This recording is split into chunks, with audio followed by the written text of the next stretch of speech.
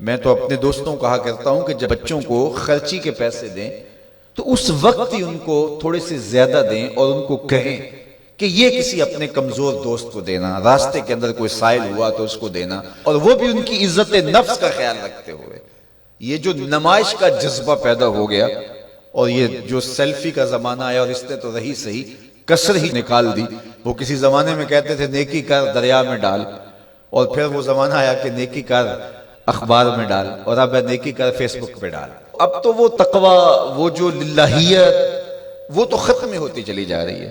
آج کل وہ اجتماعی شادیوں کا ایک رواج پیدا ہوا۔ ایک دفعہ مجبور ہو کے مجھے کہیں جانا بھی پڑا، تو وہ میرا پہلا اور آخری موقع تھا۔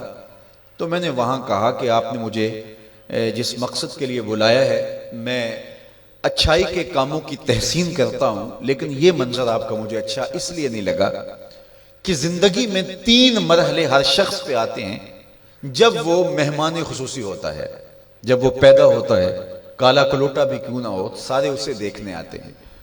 جب وہ عروسی کا جوڑا پہنتا ہے، چاہے مرد ہے چاہے عورت، تو اس وقت بھی سارے لوگوں کی نگاہ کا مرکز ہوتا ہے۔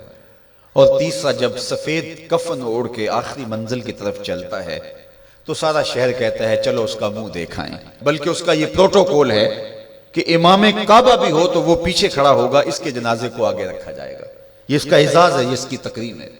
وقت کا غوث بھی ہو تو وہ بھی پیچھے کھڑا ہوگا، اس کا جنازہ آگے رکھا جائے گا، یہ اس کا اعزاز ہے۔ تو میں نے کہا یہ 3 موقع ہوتے ہیں کسی کمزور سے کمزور، غریب سے غریب، عاجز سے عاجز شخص کے لیے بھی عزت کے، اور آج آپ نے ان سے یہ موقع بھی چھین لیا کہ اسٹیج کے اوپر مخیر حضرات بیٹھے ہیں، اور ایک قطار میں بیٹیاں بیٹھی اور ایک قطار میں جو ہے وہ دلہے بیٹھے ہیں، اور ان سب کے رشتہ دار سامنے، باراتی 20-20 40-40 لوگ آئے ہوئے ہیں۔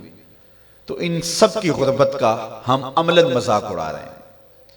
آج یہاں میں کسی کے چہرے کے اوپر خوشی نہیں دیکھ رہا، اگر مسکراہٹ ہے تو وہ مصنوعی مسکراہٹ ہے۔ کاش کہ ان کے ماں باپ کے گھروں میں جا کر کے تنہائی کے اندر ان کی مدد کرتے، اور یہ بیٹیاں اپنے گھر سے نکلتی اور ماجرا ہوتا۔ اب ان کی غربت کا گواہ آپ نے کتنے لوگوں کو بنایا، اور صرف اپنے اشتہار کے لیے۔ تو یہ مزاج پیدا کریں، عزت نفس نہ کسی کی مجروح ہونے دیں۔ سب سے قیمتی شے انسان کی عزت ہوتی ہے۔ کبھی آپ نے دیکھا ہو بارش پڑی ہو اور کیچڑ ہو اور کوئی بندہ پھسل کے گر جائے تو وہ بعد میں دیکھتا ہے کہ مجھے چوٹ آئی ہے کہ نہیں، پہلے یہ دیکھتا مجھے کسی نے دیکھا تو نہیں۔ اس کا مطلب یہ ہے اس کو اپنی جان سے عزیز اپنی عزت ہے۔ تو مت کسی کی عزت پہ انگلی اٹھائیں، مت کسی کی تذلیل کا سبب بنے، مت کسی کی رسوائی کا ذریعہ بنے۔ لوگوں کو عزت دیں۔ جب تک غلامی موجود رہی، حضور نے فرمایا کہ جو خود کھاتے اسے کھلاؤ، جو خود پہنتے اسے پہناؤ۔ وہ تمہارے بھائی لگتے ہیں، ان کے ساتھ حسن سلوک کرو۔ جبکہ وہ آقا کا جوتا بغیر اذن کے چھو لیتے تھے تو آقا اس پہ بھی کوڑے مارتا تھا، لیکن میرے حضور علیہ السلام معراج سے واپس پلٹتے اور کہا بلال تو کون سا نیک عمل کرتا ہے، میں نے جنت میں تیرے قدموں کی آہٹ سنی ہے۔ کیا خیال ہے ایسے ایک جملے نے دور غلامی کی ساری تھکن اتار نہیں دی ہوگی، اور غلام فرش اٹھ کے فراز عرش پہ نہیں پہنچ گیا ہوگا؟ یہ عزت دی ہے۔ علامہ اقبال علیہ رحمہ نے وہ جو ابو جہل کا کعبے کے پردے کو پکڑ کے زاروں کے تار رونا ہے اور حضور کے خلاف رب سے شکایت کرنا ہے، وہ لکھا ہے۔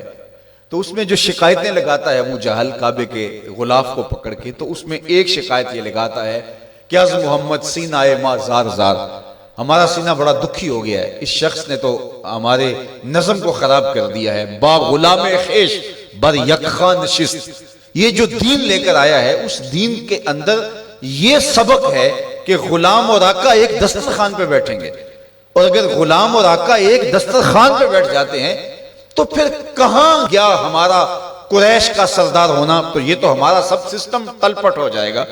لیکن میرے حضور یہ دین لے کر آئے تھے، انسان کی بنیادی عزت کو بحال کرنا تھا، اور حجۃ الوداع کے موقع پر حضور نے پاؤں تلے جس طرح کسی چیز کو روندا جاتا ہے اس طرح کچلتے ہوئے فرمایا آج کے بعد میں تفاخر ختم کرتا ہوں، کسی عربی کو اجمی پر، کسی اجمی کو عربی پر کوئی فخر نہیں ہوگا، کوئی فضیلت نہیں ہوگی، نہ کالے کو گورے پر اور نہ گورے کو کالے پر۔